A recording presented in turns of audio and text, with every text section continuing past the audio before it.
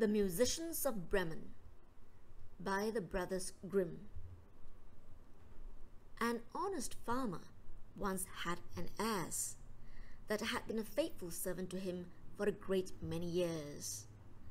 But the ass was now growing old, and every day more and more unfit for work. His master, therefore, was tired of keeping him, and began to think of getting rid of him. The ass, who saw that some mischief was in the wind, took himself slyly off, and began his journey toward the town of Bremen. "For there," he thought, "I may become a musician, and make my fortune that way." After he had wandered a little way, he spied a dog lying by the roadside, panting as if he were tired. "What makes you pant so, my friend?" said the ass. "Alas," said the dog, "my master was going to knock me on the head, because I'm old and weak, and can no longer make myself useful to him in hunting. So I ran away. What can I do to earn my living?" "Listen to this," said the ass. "I am going to Bremen to become a musician.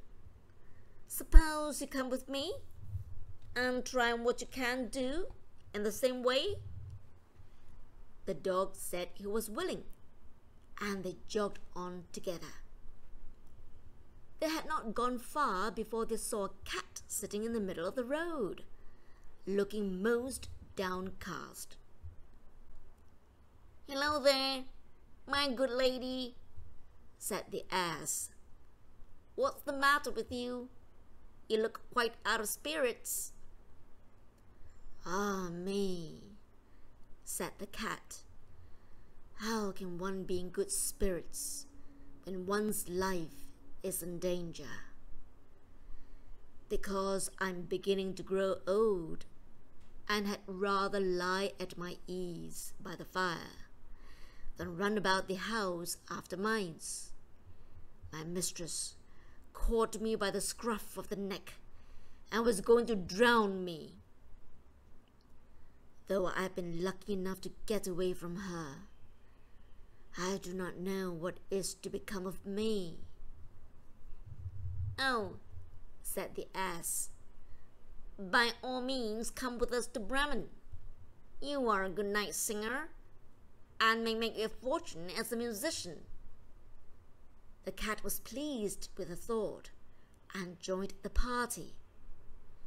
Soon afterward, as they were passing by a farmyard, they saw a cock perched upon a gate, screaming out with all his might and main. "Bravo!" said the ass. "Upon my word, you make a famous noise. Pray, what is all this about?" "Why," said the cock, "I was just now saying that we should have fine weather for our washing day. Yet my mistress and the cook don't thank me for my pains, but threaten to cut off my head tomorrow and make broth of me for the guests that are coming on Sunday." "Heaven forbid," said the ass. "Come with us, Master Rooster. It will be better, at any rate, than staying here to have your head cut off. Besides, who knows? If we care to sing in tune, we may get up some kind of a concert. So come along with us." "With all my heart," said the cock. So they all four went on happily together. They could not, however, reach the town the first day. So when night came on, they went into a wood to sleep. The ass and the dog laid themselves down under a great tree, and the cat climbed up into the branches. The cock, thinking that the higher he sat, the safer he should be, flew up to the very top of the tree, and then, as usual, before he went to sleep, looked out on all sides of him to see that everything was well. In doing this, he saw far off something bright and shining, and calling to his companions said, "There must be a house nearby, for I see a light." "If that be the case," said the ass, "let us go and see if we can stay there, for our current arrangement is hardly the best in the world." "Besides," added the dog, "I should not be the worse for a bone or two, or a nice bit of meat." So they walked off together toward the spot where the cock had seen the light. As they drew near the light, it became larger, till they at last came close to a house. Little did the unfortunate band of animals know that it was a house in which a gang of robbers lived. The ass, being the tallest of the company, marched up to the window and peeped in. "Well, donkey," said the cockerel, "what do you see?" "What do I see?" replied the ass. "Why, I see a table spread with all kinds of good things, and robbers sitting round it making merry." "That would be a perfect lodging place for us," said the cock. "Yes," said the ass, "if we could only get in."